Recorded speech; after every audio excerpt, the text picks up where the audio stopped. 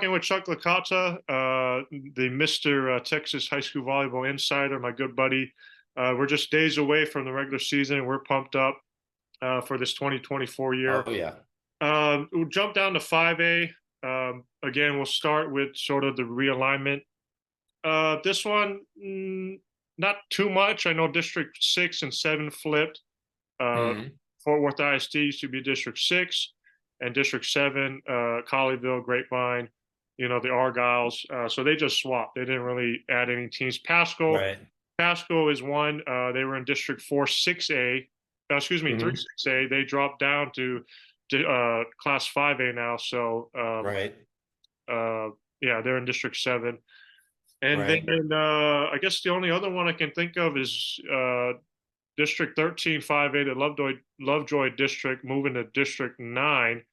For the Right. most part, the same teams from last year. They do Pretty add much, yeah. Anna from 4A, and then I think another great matchup potentially could be adding Prosper Walnut Grove, who's in their second year. But Right. and then Highland Park, that's another tough district. Island Park, yep. I was waiting for you. I Yeah, was like, come on, man, get it in yeah. there. So yeah, I mean, what's a district? What's a district that first stands out? You look at that Lovejoy district, you got McKinney North is always given, if there's a team in district that gives Lovejoy fits, it's definitely McKinney North. They know them really well.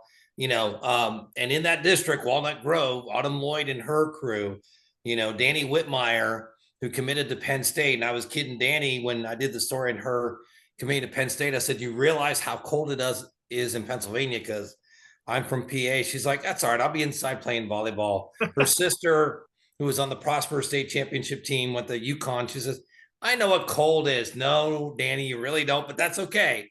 Penn State gets a really good one with her. So I think that district's going to be a little bit top heavy. Melissa's there, Anna's there. So I think that's going to be probably a district that's top heavy. I'll be honest with you, with 7 and 8, I'm going to rely on you because I mean, obviously in 8, you got Burleson. They're always good.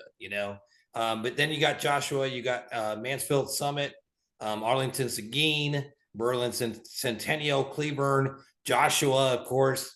And then 7, as you said, the Fort Worth schools. Don't really get a good read on that. 6, Argyle, Grapevine, uh, and of course, Colleyville Heritage. Man, Sully Davis is one of those seniors that you got to, if you love volleyball, you got to get out and watch at least one Colleyville Heritage and watch Sully Davis play. When she leaves Prosper, that's the passing of an era for sure. And then in District 5 and 5A, this is still Region 1. Aledo, Azle, Granbury making some noise. Should be fun, as you talked about with Saginaw as well. So, but really, I think if there's one outstanding district, I think it's going to be the Lovejoy district. The only team in Region 2 that I see out of 5A is District 9, as you said.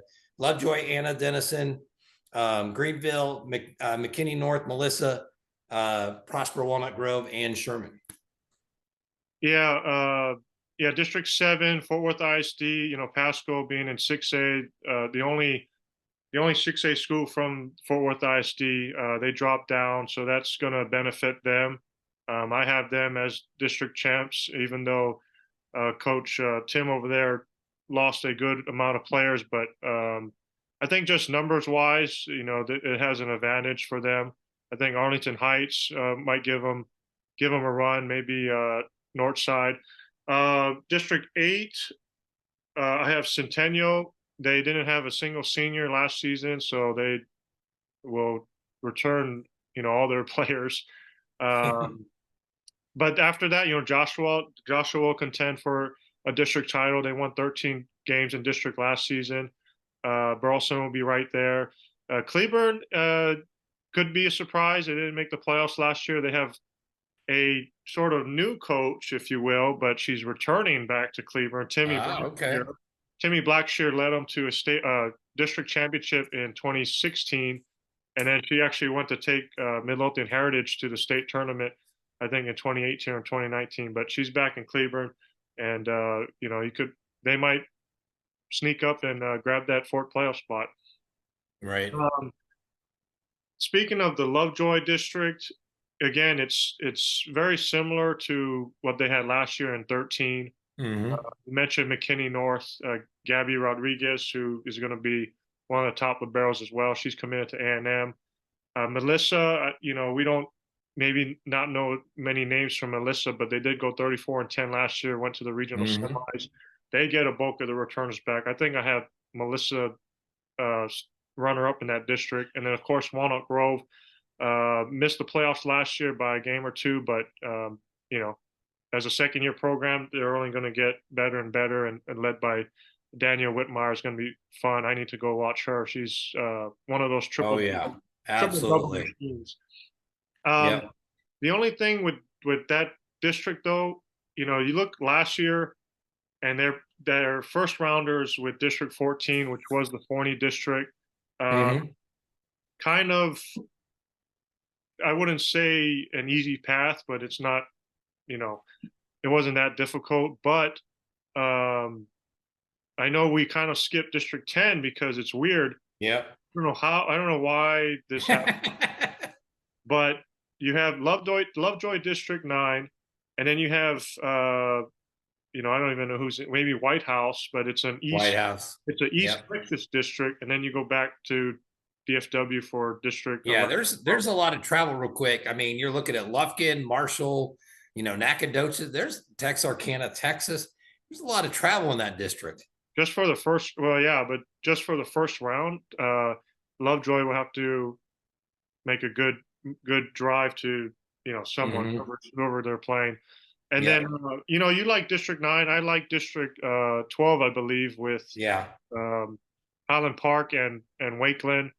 Mm-hmm. They've been in the same district before, and I know I wrote this down during my preview, but Highland Park is on a district win streak as well, and I believe Wakeland was the last team to hand them a district loss. I can't remember the year, but uh, that's going to be a matchup to watch as well. I believe Reedy's in that district, Yes, they are. who's really Yep. come on the last 2 years and kind of made a name for themselves. And Sure. Got to state a couple years ago, beat Liberty Hill, surprised Liberty Hill by then, serving them off the court.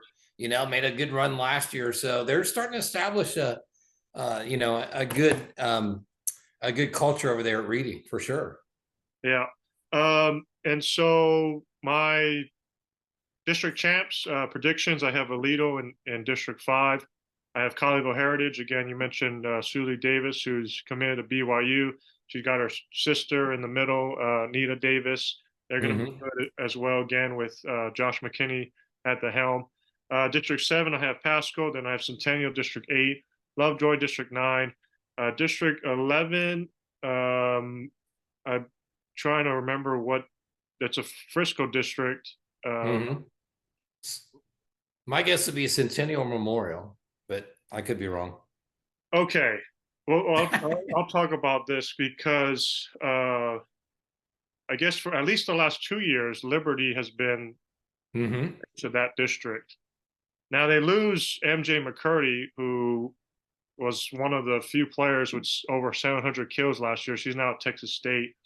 Um, I do have Memorial up there. I think either first or second. You mentioned Hernandez at libero. Mm-hmm. You have Britton Finley at outside Texas State, and then you have another one. Ava is Texas Tech. No, excuse me. Ava is Tulsa. So they have at least three D1 commits. So this could be their year for Memorial, but I still have Liberty there. Uh, Mm-hmm. I just feel like Liberty's kind of like the Lovejoys. They just reload and. But I wouldn't be surprised if Memorial took that district. And then 12, Highland Park, Wakeland. 12, I have Wakeland. Okay. They, You know, Aubrey Fernandez, of course. I feel like both brought back the same amount of returners. Yeah, Fernandez. She's going to be committed to a high top tier school here in a bit. They're libero. They have LSU commit Hannah Lee, and then Highland Park. Mm-hmm. You have Alex Alex Richard. Richter. She's Mm-hmm. UGA. Bella Ocampo, who I mean, we've been watching her since she was a freshman. She's committed to Loyola Marymount, and then they just had their libero commit Gigi. She's going to Arizona. So Oh, I didn't see that. All right, congrats. yeah, so Awesome. that's definitely a game on my calendar that I really want to go to. I think that's going to be an epic matchup. And then District 13, uh, you have to help me out. Oh, District 13 is Dallas Hillcrest. Yeah, that's the Dallas schools right there. Yep. And then District 14, I think I have Mesquite Poteet over Dallas Wilson. Dallas Wilson was in that other district with Hillcrest. So Hillcrest has been Mm-hmm. second for a long time. And I think they're happy to see Wilson out of their district. And Right. District 15, I have Midlothian. So Midlothian Heritage, yeah. Or Midlothian, Midlothian and yeah, Heritage in that district. Yep. Midlothian schools go back to Region 2. They were in District 8 with the Johnson County schools last 2 years. So now they're District 15, 5A. So I think I have Midlothian over Red Oak in that district. Okay.